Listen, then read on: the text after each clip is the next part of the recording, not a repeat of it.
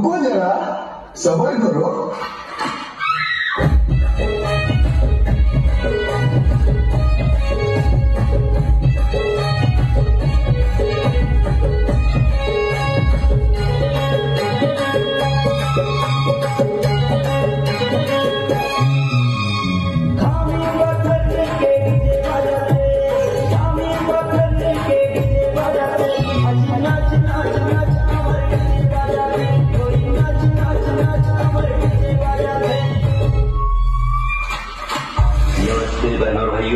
बड़े ही कम शब्दों में आपको सुनाना चाहता हूँ उस साल का लोकप्रिय गीत ये